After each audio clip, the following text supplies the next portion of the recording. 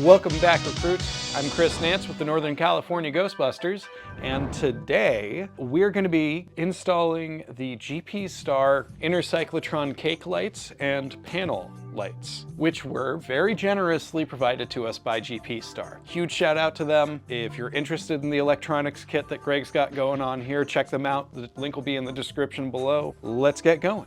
First thing we're going to do here is we're going to take the proton pack apart. So we have gone ahead and made a video all about how to disassemble your HasLab Proton Pack. If you need instructions, a link to it should be in the description below. But through the magic of editing, with the motherboard separated from your pack, first thing you want to do is come down here to your cyclotron, and there are 4 screws holding in the cyclotron at like the whole cake pan itself. That's north, south, east, west, right on the top and bottom and sides. And they're pretty deep in their posts, so you're definitely going to want an extra long Phillips head for this. As always, would recommend getting yourself one of these magnetic screw dishes. $2.99 at Harbor Freight. We know that because we were just there last week. I had to buy one for my dad. Hopefully we won't have to go there again today. We've got all of our screws loose here. The switches for the panel are still going to be attached to the primary electronics, so be careful when you go to yank this off. As in, don't yank it off, because we have these sets of wires running off of our switchboard here. So what I'm going to do now that that's loose is back trace these wires. Yeah, that's this bundle right here. I'm just going to lift your secondary speaker out of the way here so people can see. Here is the start of the wire bundle down here, and we can trace it all the way back up to the board here, and there it is, that little blue 4-pin JST. So I'm just going to go ahead and disconnect that. Now that is not everything that connects that panel. Also running through that panel is this red and black contact, and I believe that goes up to the lid contact. There's that contact connection between the cyclotron lid and the cake pan, as we like to call it, the pan that the cyclotron lives in. And that is this red and black connection, and it's going to lead to the little red 2-pin right next to what you just unplugged. It's marked alarm. So just very carefully. You can use needle nose pliers if you say have obsessively trimmed fingernails. I do not at the moment, so I'm just getting my fingernails in there on the 2 sides of the JST connection and slowly wiggling it back out so it doesn't do any damage to anything. And then that leaves one more point of contact here. That's the 2-wire, the power lead here that we get from the contacts. So far, we've been kind of lucky. All of our screws are same size, same thread, same everything. But that's a super simple, just 2 screws holding it in place there. So there's the contact that I was talking about. Oh, there's the contact, okay. So this is the switch for the ribbon cable connection, actually. And that's fully extracted. So let's kind of put things back as they're supposed to be in here. That all disassembled from the pack itself, we're going to go ahead and set this aside. Nope, there's the 2 that didn't want to back all the way out. Now we're going to actually separate this plate from the side pieces and everything. That'll give us access to the inner panel. And that's what we're going to start swapping and taking apart here. So these 3 are what's holding in those fake copper things. 1, 2, 3, 4. So I see 4 that are holding the whole thing together. And those are going to be these outer 4. They kind of look like they're supposed to be some sort of capacitor bank to me, but I'm not a nuclear scientist.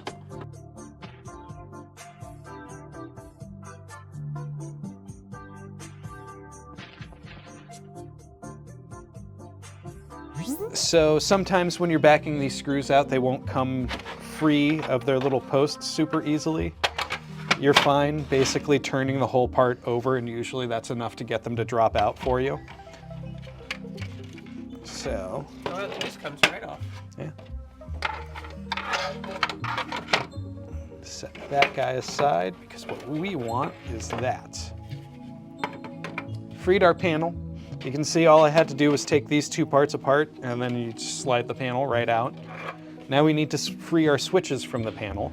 And this is kind of the easy part. Every once in a while I have a socket that's deep enough to go all the way over a switch like that. If you use needle nose pliers, you are going to score up the surface quite a bit. Alternately, you can just find a deep socket, 5/16 socket. All I'm doing is putting the nut back on so it doesn't wander off. These are just going to be held in place by a single nut and then a stop washer. There you go. The nice little switches. And then That's trash. Thank you. now that we have our switches free, first thing we're going to do is go ahead and get our switches mounted in to the replacement panel. You just put the switch through the hole, put the stop nut on the other side, and then take the nut and screw it down. And I was using a 5/16 socket to kind of help tighten it to hand tight. The most important thing is you want to make sure that your switches are in alignment when you tighten them down, so they're not turned around in an odd angle or anything. And then the next step would be to install the actual clip light lenses on here. We have torn through all of the packaging that was included with the kit. It is supposed to include 2 red, 3 green, and 3 yellow clip light lenses. If you order it for yourself, it will include those lenses. Unfortunately, Greg's kit didn't come with those. Probably just got forgotten in the big pile of stuff that was getting thrown in the box. Yeah, accidents happen. Greg's gonna go ahead and take care of it. No, Michael, I'm not interested in your opinion. Just send me the hat light clips. You can have it your way, Mr. Ventman.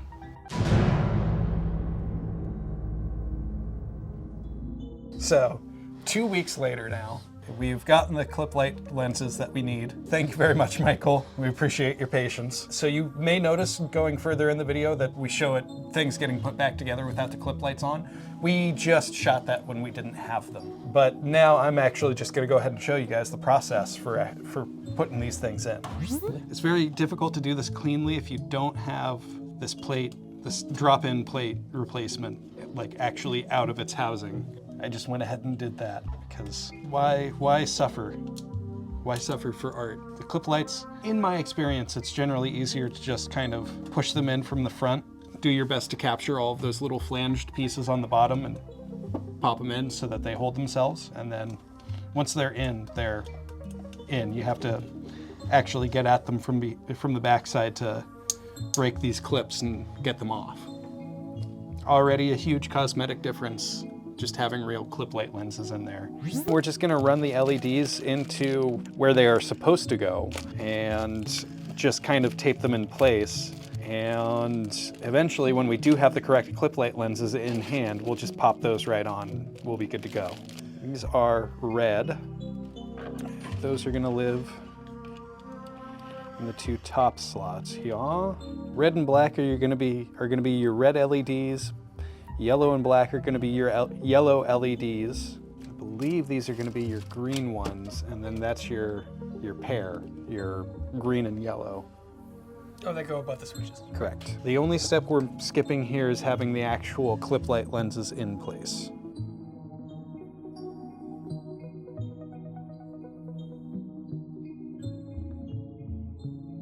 That's your yellow LED, that's your green LED. Those guys are going to go right here above the switches. Yellow is yellow, blue is green. Yellow is on the outside, and so green is on the inside. And then now we have this giant wire bundle. So what are you using now? Let's see. It's called wire wrap. It's just a type of, I think it's nylon plastic, but basically it's for doing exactly this. For bundling a whole bunch of wiring together. It's a lot easier to do this now with the wires all out and unplugged and everything than it is to like feed it into the pack. It's gonna make our lives easier to feed all of this into the pack too. So what's nifty about this wire wrap stuff is you literally just kind of like jewelry making or doing a braid or something, you're just kind of going through and wrapping it all the way around your bundle. Just want to leave some room at the end so you have access to all of your wire bundles inside, because we are using this to bundle a bunch of leads here. Go ahead and snip off our excess wire wrap there. And there you go. You have 4 different pairs of wires, or of LEDs here. You've got your red LEDs, and these are matched, the blinking rate on these are matched. You've got your yellow LEDs, the blinking rate is matched on these. And then you've got your green LEDs, and the blinking rate is matched on these. And then you've got your single green and single yellow that are gonna go above the switches. So, and you can see already where the colored LEDs are gonna match up here with their lenses. So Greg and I kind of did the simple way because we already have everything hooked up. Just turned the battery on and then taped off the pairs that were blinking together to make sure that we were getting everything in the right spot. So what I'm going to do here is we're gonna try to pull this off to the side, and we are gonna pull out the handy dandy hot glue gun. All we're gonna do, and we're gonna start on the outer side towards the corner first, because that's gonna be harder to get to if there's wiring on the inside. But all we're gonna do is just kind of do our best to sort of pressure fit the LED into the lens, and then I'm gonna give it a little dab of hot glue right behind it to make sure it stays there.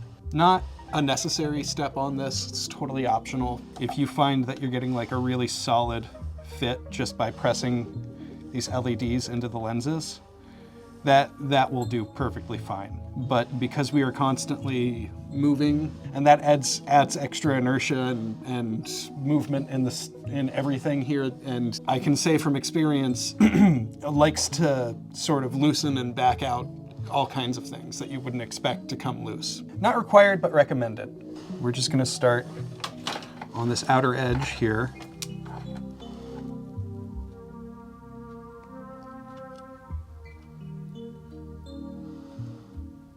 I'm just gonna lay a blob of hot glue there, and we're gonna do that 7 more times.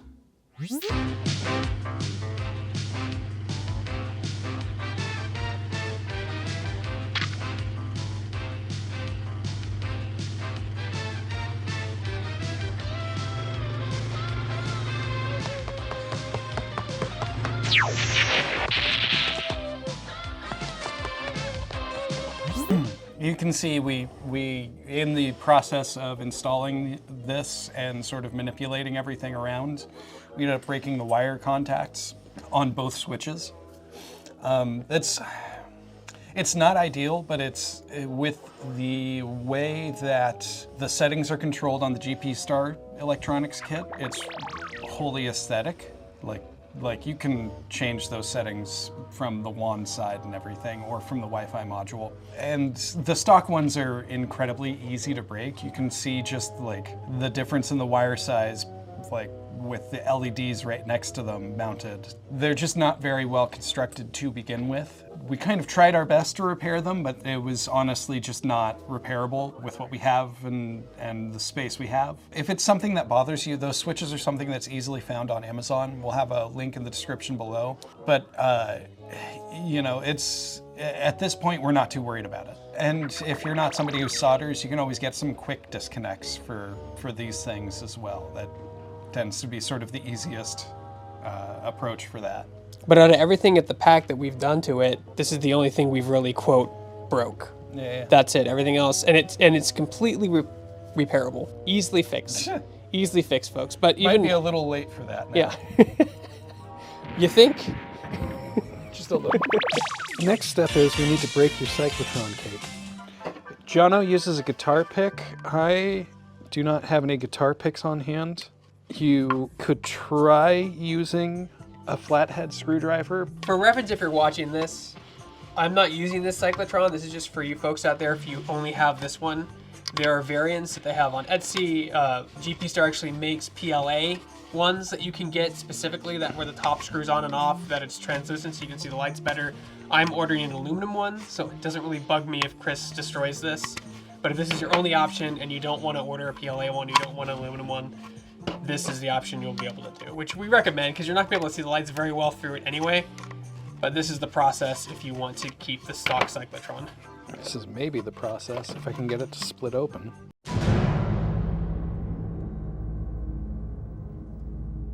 You can see where it's starting to buckle up and break just right under the head of the screwdriver. So what I want to do is basically get in under like that. But, oh, there we go. Okay, now it's coming free. Voila. So mostly I just used a much thinner tool to break the glue all the way around as much as possible until I got to this little slot post. And then I got the smallest flathead that I have to kind of get in there and try to pry it up to break more of that glue. That was still not quite working, so I came in from the other side, got my screwdriver where it was already starting to lift and gap up, and got my screwdriver all the way under there to the post of the screwdriver, and then used that to come around until I got trapped in the post here, and then kind of used that to kind of lift everything. And I still managed to do a tiny bit of damage. That looks like where I was, yeah, you can see where I was trying to pry, kind of get it up and under to help pry it apart. And it started to damage the lid. There are 4 sort of arms on the inside here to add structural stability to the whole thing. And I'm just taking some flatheads and trying to break that wall off as far forward and backwards as I can get. See, it's already breaking off.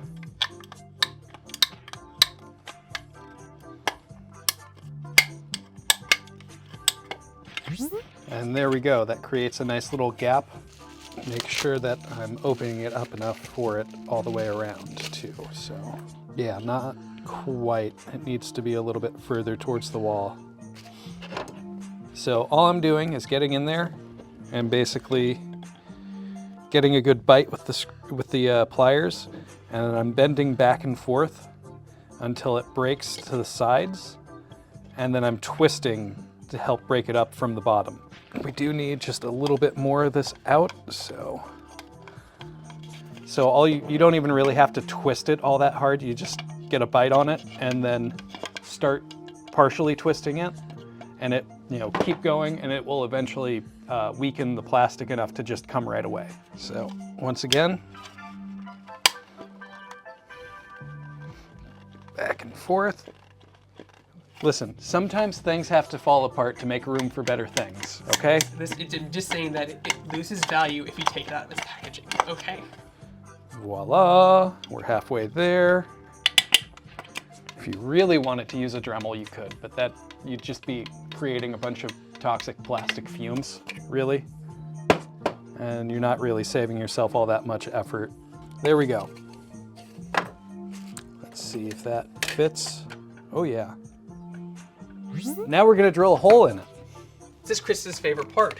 This is, the hammer gets the views, lady. You could start small and just go progressively larger through your bits if you do not have a step bit. If you do have a step bit is probably exactly what you want for this. I am using my automatic metal punch to create a little divot to help guide the bit as it starts. That bit has to fit through. Okay. So, not quite there yet. Yeah, it's a Milwaukee Magnum. Okay. With an up to ½ inch capacity chuck. That side won't fit, but that side will fit nice and cleanly. Beautiful. So included with your inner cyclotron light package is going to be this little quick disconnect. And it's just a little male to male 3-pin JST. That goes to your female side for your long lead. That goes to the board. And that's how you can quickly disconnect the inner cyclotron ring while you're taking your pack apart without having to completely take everything apart and hold your cyclotron in place and all of that. And then your other end goes into the ring LED.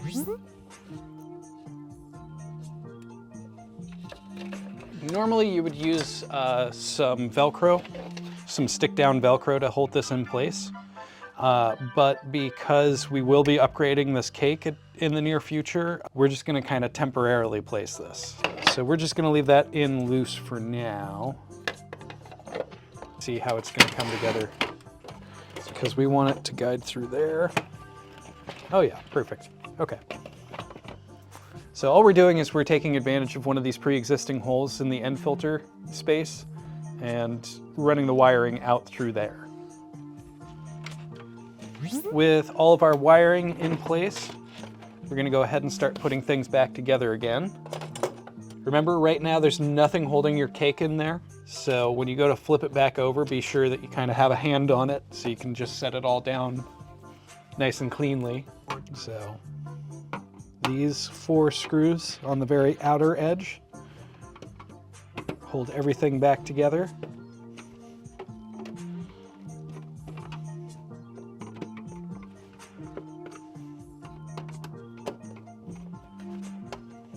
There we go.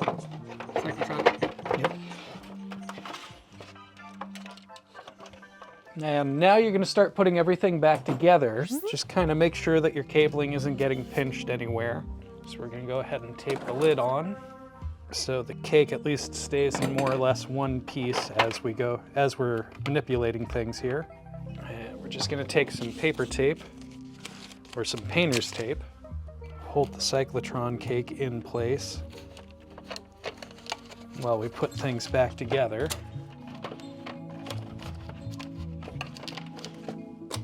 I mean, it can all come out.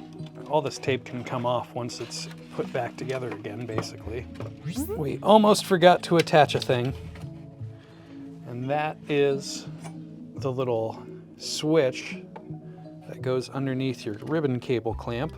Don't forget to slap those guys down, one of those guys down first. And then just 2 screws to pop it back together again.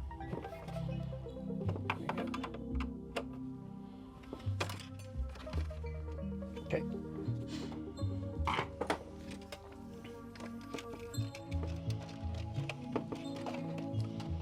Now we put the cyclotron. Yes, now we put the cyclotron back in.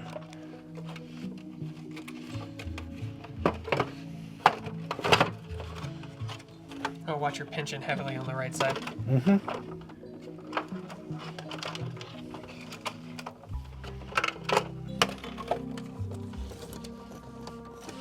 Hey, look at that. So just watch out for wire pinching when you're putting things back together again. But if you've got some decent cable management, it should be able to just kind of slide into the open gaps. And you're just matching up to those 4 posts on the tops and bottom of the shell. The posts are north, south, east, west, so at the very outer 4 edges, or outer 4 sides here. Not a single different size screw in the bunch here. There it is. So it can be a little bit tricky getting the posts for these screws to line back up again, but just kind of go one by one and try to get them to align as you go, or realign as you go. Here we go. Yep, and now with that secure, we just need to replug things back in. The 4-pin JST that connects to your switches is going to go right back into the blue panel mount, or the blue JST connection on the board. There's your switches plugged back in, and then the blue one right here. Okay. And then the alarm, so your little red 2-pin is going to go right into the red 2-pin right next to it. And now this is where keeping track of which color wire leads go to which color line LEDs comes in kind of handy. So we have red, we have yellow, we have green, and then we have our panel lights, which are a mix of yellow and green. This is gonna be a little bit tricky because I don't have a lot of room for my hands in here. Red lead to the red 4-pin port marked red on the bottom of your board. So yellow goes to your yellow colored connector right next to the red. It's also a 4-pin JST. Green is going to go to the green 4-pin right next to the yellow. Very last one, that is the dual yellow and green. Alternating ones, right? Yeah. Are going to go to the black 4-pin marked panel all the way at the inside or the outside of the board, which unfortunately is also the most difficult one to get to. The red, the yellow, the green, and then the black marked panel. Final connection step here is we're gonna plug into the inner cyclotron light side and then come up here to this 3-pin JST marked inner cyclotron and plug in there, and voila. So we're gonna just double check our connections and then do a quick test. There we go, here's the test.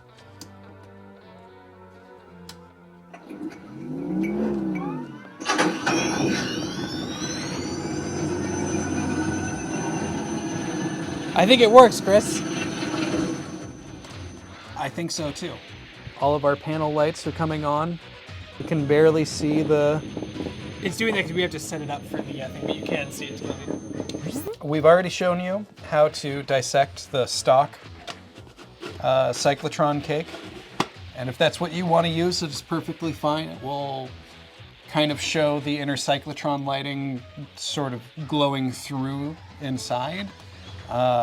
But because I have taught Greg bad habits, he bought the aluminum one from GPStar, so that is what we are going to show you.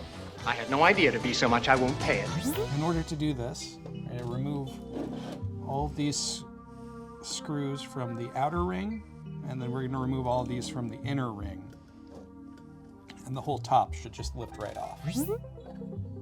Beautiful. Thankfully, there's milling marks on the inside for where it was lathed out. That is kind of helping me center this up. Just taking like an inch or so of stick-on Velcro here. Put it on either side of the ring. Stick-on Velcro is not indexed 100% correctly. It's just a weird OCD thing. You do, however, want to make sure that your connection, your JST connection here, is close to the side hole, whether you're using the stock one or the fancy aluminum one.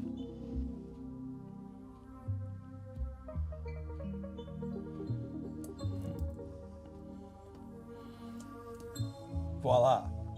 Now, this is the part that's actually going to be kind of difficult. If you're using the aluminum cyclotron, you will notice that it actually does index in a particular way. It's got two little spots that index on these two little pegs on the inside lip here. But now that we have the JST connected back to the ring, For those of you watching, it's green just because the EEPROM settings haven't been corrected because it's an RGB LED. That can very easily be fixed. The important thing is that it's on and cycling. yeah, it is getting power and signal and all of that good stuff. Okay, and we finally got it. Well, Greg finally got it after the EEPROM settings for like 20 minutes. 20 minutes, but we did it. You never studied. And that is how you get the GPStar inner cyclotron cake lights and panel lights all installed. Takes a little bit of messing around in your EEPROM settings to actually get everything to kind of animate and light up correctly. I assure you it will work. If you have everything connected and nothing is messed up, none of your wires are cut or anything like that, it should work. You just kind of got to mess with the settings to get it there. Big old shout out to Michael from GPStar for supplying the inner LED panel, or the inner cyclotron panel and inner cyclotron light set to us. They'll be available in the kit below. We'll have a link for that in the description. If you have any questions about the whole process, feel free to leave a comment below. We will try to get back to you as quickly as possible. Otherwise, there is also our Discord, which will be linked in the description as well. So until next time, recruits, I'm Chris Nance with the Northern California Ghostbusters, and we will see you later. No studying.